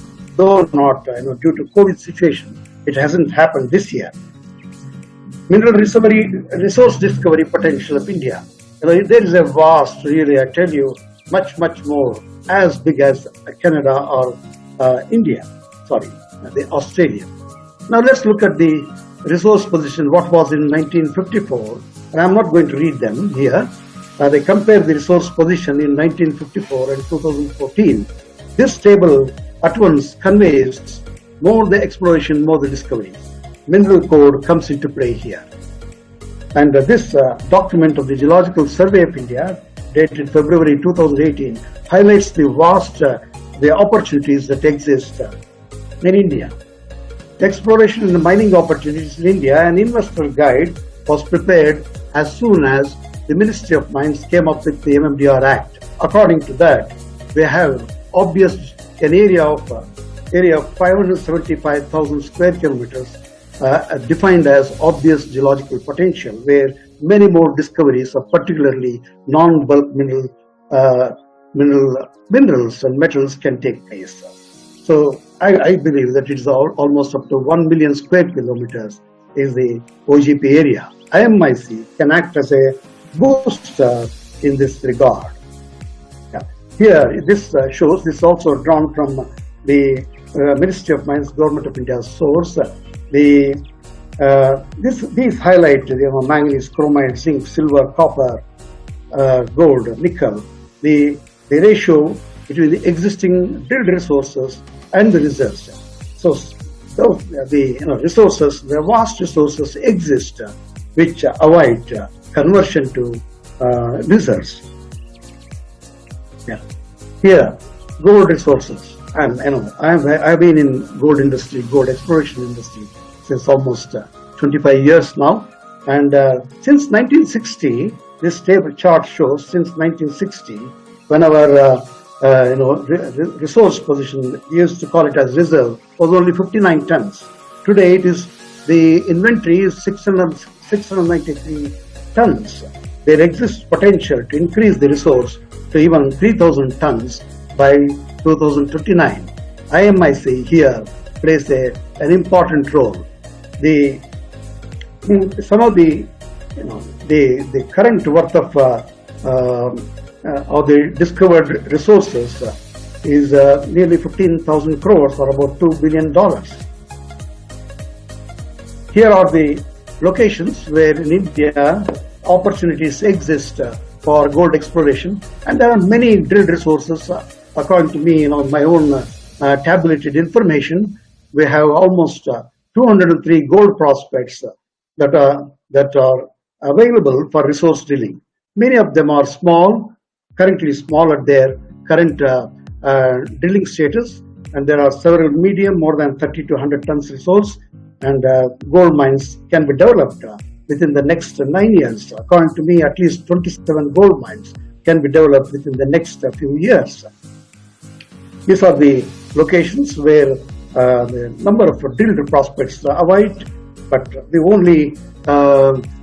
only mine that is currently operating is the Hatti gold mines, and it's 2 satellite deposits, and they are producing about 2 tons of gold per annum. As I said, 27 new gold mines can be started within the next few years, and 11 old mines can be revived. Adoption of IMIC and IMIC-based mineral laws can transform the gold mining industry scenario of India. Yeah. The number of prospects and targets for copper, lead, zinc, silver, rare earth elements and rare elements have been identified by the private sector and also by the Geological Survey of India and the AMD. Once the right to select areas for exploration is legislated, the rest will be driven by IMIC.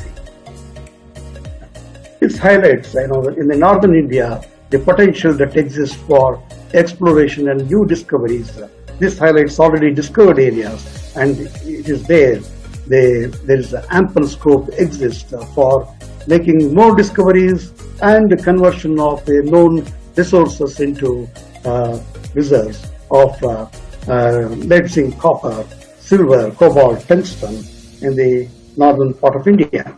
Yeah, diamond resource potential. The best thing that has happened in the recent years, in the last 1.5 decades, prior to 2015, was the discovery of Bundelkhand, and that had not happened, I understand, globally for 25 years. Such a fantastic discovery had not happened. There is a great potential in India for diamond resource, discovering diamond resources.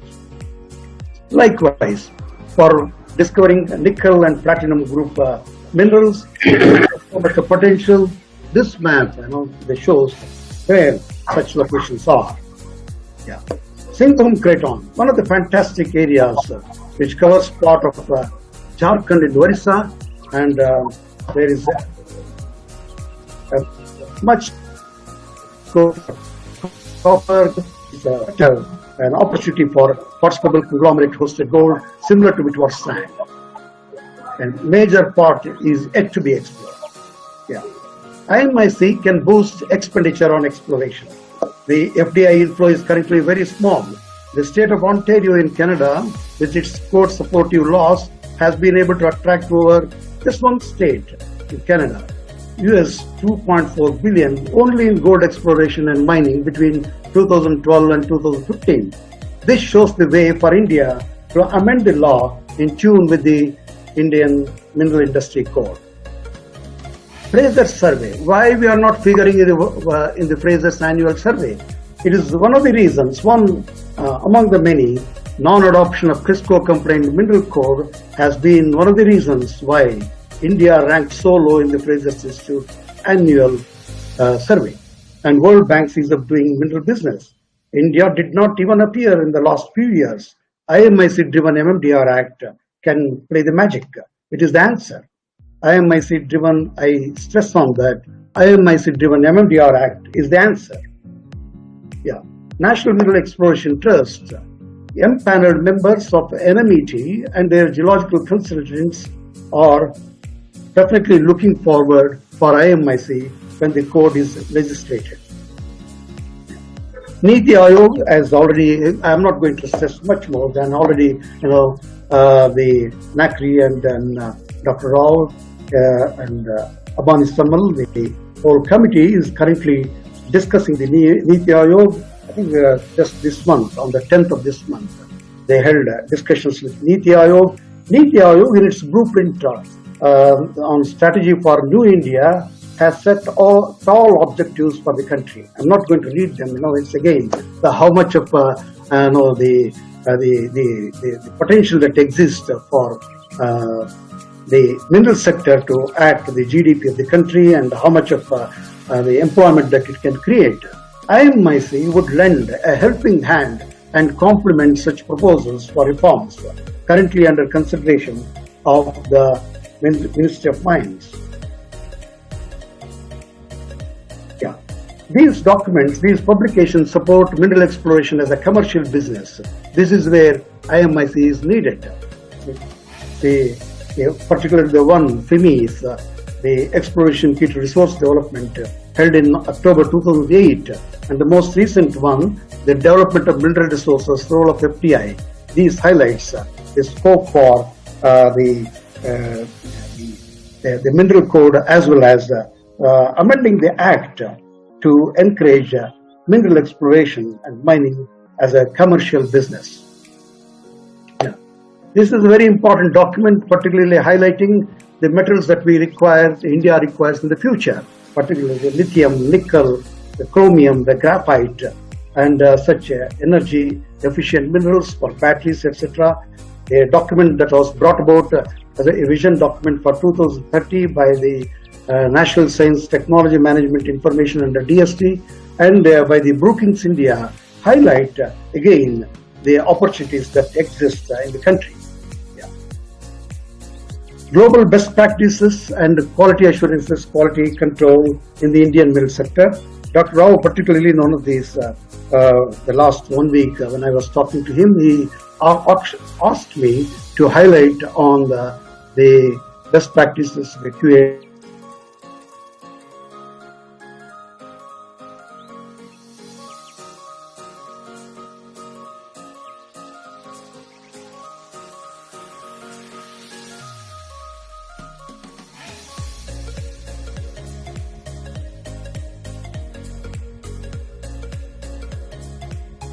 stage and moving on to recognizance to mining stage. At all these places, IMIC provides guidelines for all these items of work under tables under two tables and 4 sections of the IMIC. I have highlighted here the stages in each one, and I'm not going to read them, and then I will share this one. The Mining Engineers Association of India will share this one with all of you.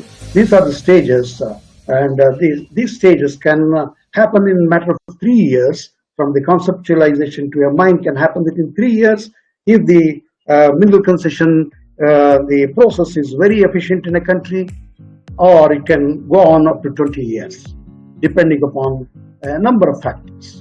Yeah. The best practices here, it starts with the sampling at all stages. As I said, sample preparation and analysis and assaying are very, very important. That's where the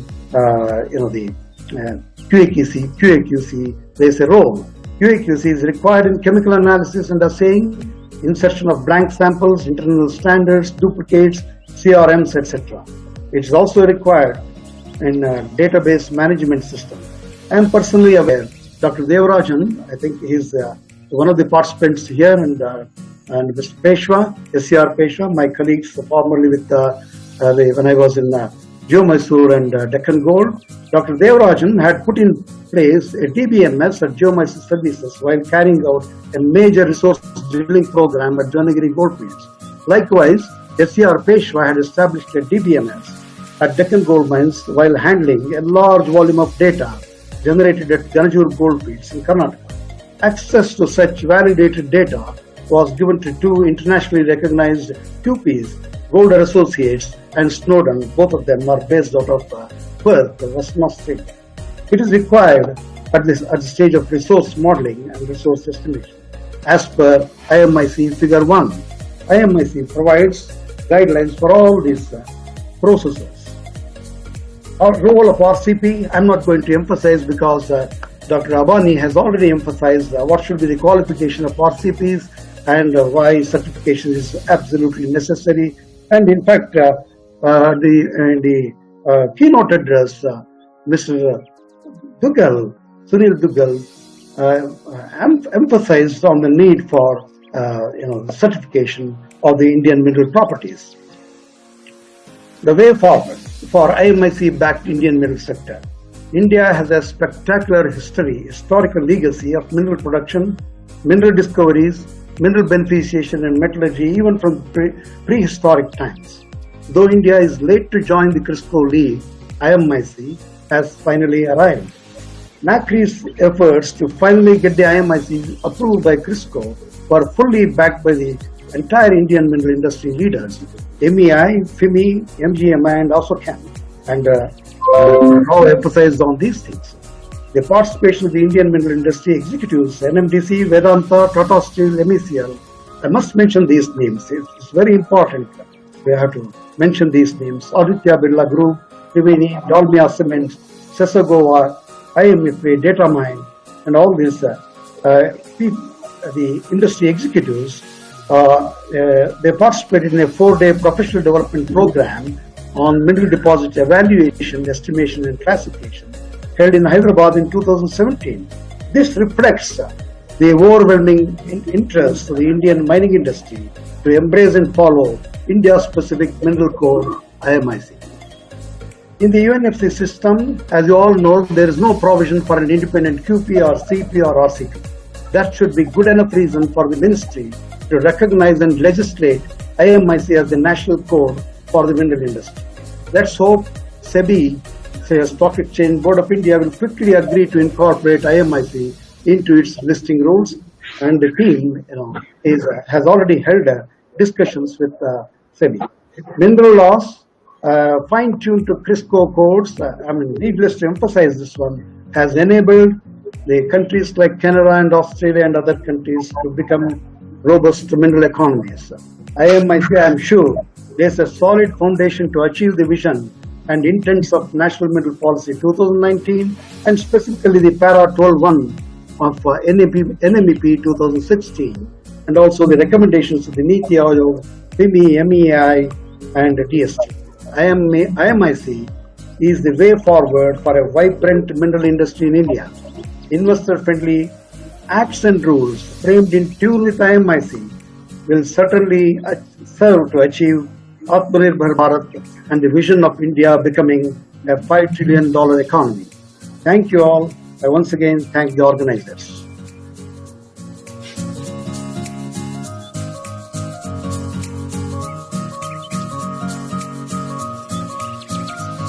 So we have a question from Sunil G. Kalmani. What is the difference between JORC, UNFC and IMIC? Another session is required. Another session is required. Yes. Some of them, Abani Samal.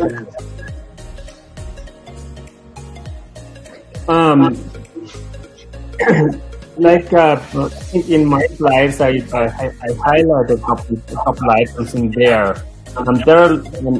First of all, there are a lot of similarities between JORC and Imic. The similarities coming from using the same definitions like resource, reserve, studies, and they are different. In the sense that Imic for India, we incorporated all the commodities that is required, that is like mined, explored or mined or should be explored in India. That may not be available with the equal emphasis in York. Dr. Rao, you want to highlight a little bit about the UNFC? I think that's a part of the question too. Yeah. See, the basic difference between, let me differentiate between JORC and IMIC first. Both are CRISCO compliant standards. One is for Australasia and the other is for India. The major difference that the RCP qualification and experience. In case of JORC, a member of IMM with 5 years experience, relevant experience, it doesn't talk about the total experience. The total experience could be 5 years, of which the entire 5 years may be related to a particular area of specialization. And they are eligible to do that. In case of India, in Imic, you need to have at least total 10 years of experience in the mineral industry, and of which 5 years it should be on the specific area of specialization. That is the basic difference between these two. Other than that, Dr. Abani mentioned about Table 1. We rather adopted from JORC the Table 1 in Imic. So that if not, why not table? It is not accepted. It is not implemented by many CRISCO compliant standards. But India has decided to have it so that it should be more explicit in our responses. There is two basic differences between JORC and Imic. If you want to know the difference between UNFC and CRISCO compliant standards like JORC or Imic, UNFC doesn't need a competent person. And the qualified person it refers in 2009 or 2019 versions, it can be decided by the particular country or particular government or whatever it is. There is no great specific thing, and there is no control over the qualified person of UNFC, unlike the CRISCO compliant codes. that is one basic difference between these two. The second one is these Crisco compliant standards are public reporting standards, whereas UNFC is a classification standard. It's not a reporting standard. So UNFC accommodates anything and everything under the sky, starting from undiscovered or discovered uneconomic. All these things are reported in under UNFC, whereas in Crisco compliant standards, only the resources and reserves are reported for the public consumption. In addition to that, exploration results are quoted not as an estimate but only as ranges. These are the basic differences between UNFC and this thing. The third important difference is in Crisco compliant standard, there are mandatory classification system of 5, that is 3 mineral resources and 2 categories of reserves. Whereas under UNFC 2019, you can have as many as 48 categories to be quoted under UNFC. It's possible, the combinations 4x4x3, that is XYZ, whatever you call it, EFG. So these are some of the differences between UNFC and the Crisco compliant standards. Hope I have answered. Thank you, sir. Thank you. We have another question from Deepak. Are there guidelines developed under IMIC for RCP? Yeah, Dr. Abani? Yes, the IMIC is now available in the public domain. And if you need, actually, let us know. We'll provide the copies. Actually, first of all, you can get the copy at the website. There are required qualifications for becoming a registered competent person in India. There are 3 items in this, 4 items. One, first of all, you need to be part of the professional organization. That means the life member of, at the minimum, life member of Mining Engineering Association of India. Then you need to have 10 years of industry experience, out of which 5 years of relevant experience. I think I explained that a little bit in my presentation, what relevant experience really means. So that's kind of a basic requirement for becoming an RCP under IMIC and under IMIC in India. One more point to be added here is the prospective candidates who want to register for RCP must attain 40 hours of professional development programs every year. That is a must, and it is renewable every year, subject to satisfying other conditions. I believe, Dr. Rao, that I think the same person may be actually asking about, I'm reading the questions in here. Sorry, I didn't mean to actually take your questions, but there are relevant actually comments here I can read about the RCPs. Yes, there are requirements to have the the professional development hours, and also there's about do you need a certificate to become RCP, like RQP? So those kind of questions are all actually answered under in the IMIC. And Dr. Rao, I believe the NACRI chapter also, I'm forgetting the column number, but there are actually mention about that too. So they're all linked. This is a system that we develop. It's not just it is a system which will be managed by MEAI.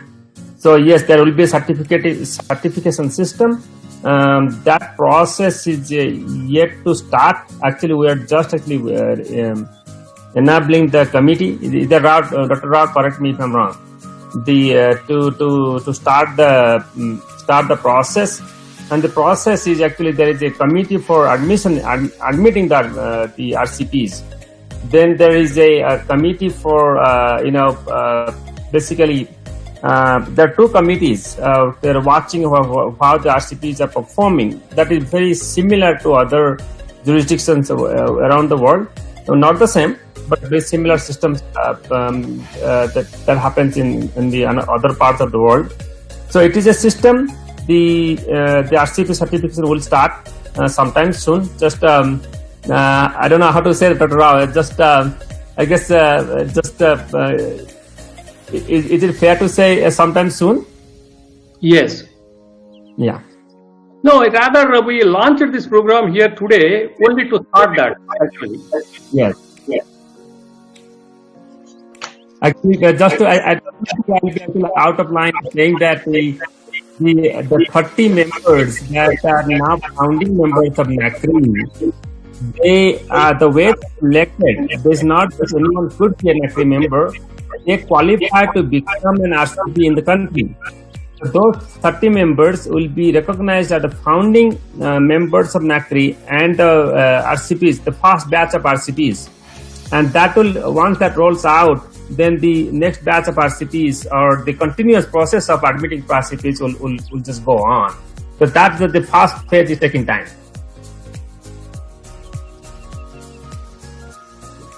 Thank you, sir. We have a question from Shaurav Kumar. On adoption of IMIC, will the MEMC rule need to be changed or removed? Yeah, this point was discussed with the working group of mine. See, in fact, the MEMC rules is a cocktail of CRISCO and UNFC, while retaining 1997 oldest version of UNFC classification. See the funniest part. They're using 1997 classification version, and they want to use CRISCO and UNFC 2009 definitions in that particular thing, and they made a mess of it. This is what we brought out to the ministry, that it is a very wrong thing that has been done. Yeah. This needs to be rectified. Now the Ministry of Mines is the owner of that particular document.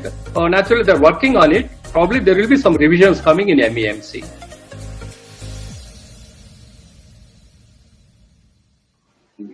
Okay, sir. Thank you.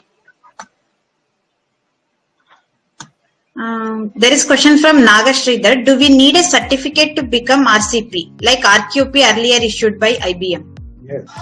Yes. Actually, certification is done by MA, who is a professional body in India. So, those who are interested to become competent persons under Imic have to register with MEI. So, to register under MEI, Dr. Abani has already explained, you need to be a member, life member of MEI first. Then you need to satisfy the experience requirements. Then you need to satisfy the training requirements. If you fulfill all these three conditions, then you can be registered under MEMC, under MEI registered. This is a system that we are going to follow. I think, Dr. Rao, this is a good, just looking at the interest of the people, and I'm reading actually somewhere between 170 to now 120 computers connected. I guess it's wise to make those documents available via MEI's website and also the RCP requirement, right? And there's quite a lot of interest from the industry professionals. That's very encouraging. Very. We'll bring out a column in MEJ, Mining Engineers Journal, of November issue on this actually. Based on the Q&A and other things, we'll bring out a column on this so that the members can know about what is the progress. There's a lot of interest really.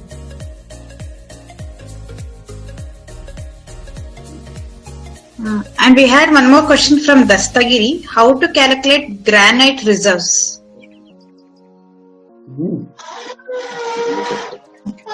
MEI can hold a separate session on that.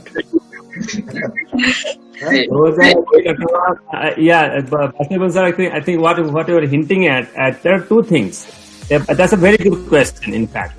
I am based out. I'm right now based in Salt Lake City in Utah, in United States. This is actually my time. So the reason I said that where I am located now, in this part of the world, the industrial minerals, what we call industrial minerals and aggregates, has a different take actually in the mining industry. So when the code is concerned, there is a lot of similarity to what we have and Imic. So your question has two parts. One, what NACRI can do. NACRI can actually can provide the the training and the information about Imic. But if you need a detailed information about Granite, those questions go to the specific experts in that area, right? Vasudevan sir, please. Yeah. So in 1998, I wrote a paper on, I was in the granite industry as part of the Department of Mines and Geology.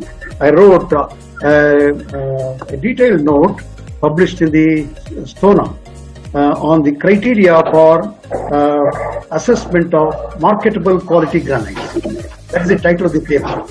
And I will locate it and then share it with this gentleman. Yeah. Criteria for assessment of marketable quality granites. I guess this also shows that we need to develop, so some of the experts which are listening, we need to develop a training program on that. Yeah, okay. I just want to clarify, the CRISCO complaint standards, including Imic, doesn't deal with the procedures that you adopt in the estimation or modeling of the resources or reserves. It only tells you what you should do. It doesn't prescribe you have to do this way or that way. I already made a presentation. I touched upon this in my presentation. It doesn't set you the methods what you have to follow, the best practices you have to follow. In the particular, for example, the granite reserves he has asked. Before the granite reserves you have to go for the resources. Before that you have the exploration results. So these are the steps you have to follow. At each step, what you are finding and how you are doing it, it is the competent person qualified to, who has, that experience of granite dealing for 5 years at least, should be able to do it. Not that I'm a person, I am from copper, base metals, or from iron ore industry. If you ask me to do that, I should not do that. Rather, the person who has worked in aggregates and other dimensional stones, they are the persons who should do it. That's what that defines actually, that specific experience. That experience must be in that particular areas. Okay, sir. Thank you. And we have one last question from Deepak. Instead of mineral-specific RCP, can we look into RCP commodity-wise, like bulk minerals, precious, PGA, etc.? Yes. No, it is not. RCP doesn't say, your certificate doesn't say you are doing for minerals, or you are doing base metals, or you are doing precious metals, or you are doing aggregate. It only tells you that you have the required experience, the qualification, whatever is defined for engineers and geoscientists. In addition to that experience that is required, that's what it says, the total experience and specific experience in that particular area. See, that defines. Suppose you are dealing with a base metal deposit and your experience lies in the aggregates, let us say. The person who is having the experience in aggregate should not dare to deal with the base metals report. See, that is what the CP has to take a call. Does he have it or not? If he doesn't have, he should not do. If he does it, for example, he doesn't have the experience but still he makes a report. That's what happens in India. With UNFC QP, that's what happened actually. Everybody can make a report. That is what happened. The peers, suppose if I come to know Akshita is doing this report and she doesn't have experience in this, I can complain, I can report to the professional organizations, so and so has done this, is not acceptable. Then code of ethics come into the picture and the competent person will be taken to the task to the extent his certificate can be withdrawn and he can be removed from the membership of the organization. These are actually part of the code of ethics. And Dr. Raj, I think that's a very good question. In fact, it just shows that Dr. Raj, I just add a couple of points.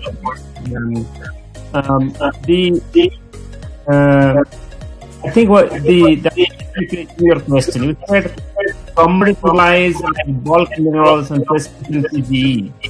That the qualification says if 5 years of relevant experience, and when it comes to geologists and mining engineers, it really requires on the style of mineralization, and so what style of mineralization is, there's already, like you were saying, like a gold silver system. Let's say, here in Nevada, it's all vein type system, or epithermal system, right? So if you have worked in there, that kind of systems, you can work in another system in New Zealand maybe. Okay, so that's kind of style of mineralization that kind of like covers all the precious metals there too. However, let's say you have worked in, just next close to my house here is Bingham Canyon, right? The Bingham Canyon copper mine. So if you have just worked in that mine for 30 years, you cannot. That's a porphyry copper system.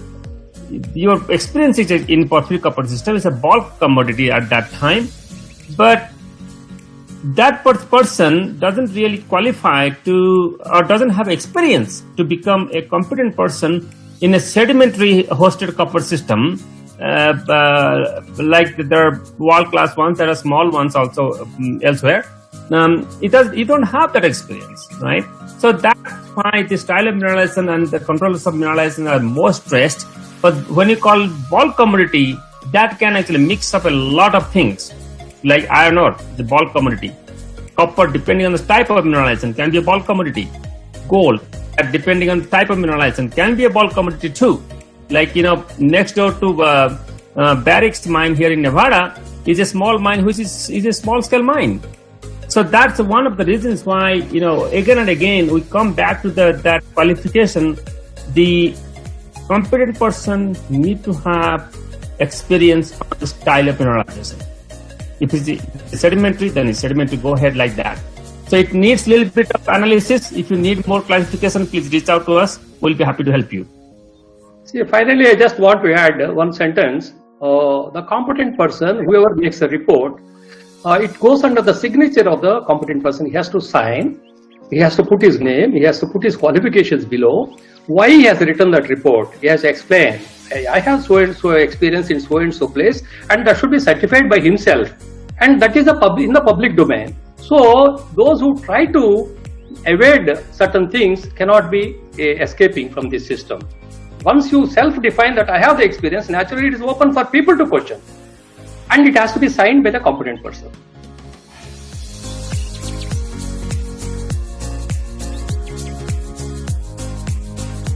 Good afternoon, one and all. I deem it a great honor and privilege to propose vote of thanks on this webinar on importance of adopting internationally recognized Indian Mineral Industry Code (IMIC) for mineral resource reporting. We have MEI BH chapter. First and foremost, my heartfelt thanks to Chief Guest and the keynote speaker, Sri Sunil Dugal, CEO Vedanta, who has found time to grace this informative session. The keynote speakers' willingness to share their time and expertise is critical to the success of the event. We are grateful to Sanjay Patnaik, MEI, for his word of encouragement. His able guidance has always encouraged us. I thank for his kindness, for this interest and continued support. An event like this cannot happen overnight. The wheel started rolling 2 weeks ago. I prepare planning and a bird eye for details. We Ballari Hospital chapter are fortunate enough to be backed by a very motivated person. My sincere thanks to Sri K. Madhusudana, Vice President MEI. I would like to thank our distinguished presenters of webinar, Dr. P.V. Rao on topic, the success story of IMIC development, its relevance to Indian resource sector, Dr. Abani R. Samal on topic, how IMIC compare with the other international codes and the importance of being RCP in India, Dr. Vasudev Uyan on topic, why IMIC is the need, not an option, perception of Indian mineral industry, for making excellent presentations and making this webinar informative and meaningful. My special thanks media and technical assistance to this webinar by Mining Magma team. On behalf of MEI BH chapter, my extraordinary thanks to MSPL team, Mr. Prasad, Mr. Thomas, Ms. Apurva, Ms. Akshata for their efforts for making video on NACRI and conducting this webinar in successful manner. Last but not least, as no program can become successful with this single person, I extended my big thanks to all the participants to the National Web Conference 2020, and my special thanks to our sponsors of MSPL, SPPL, TVS, JSU, BKG, Shandur, ESCO, SMIRE, NMDC, and thanks one and all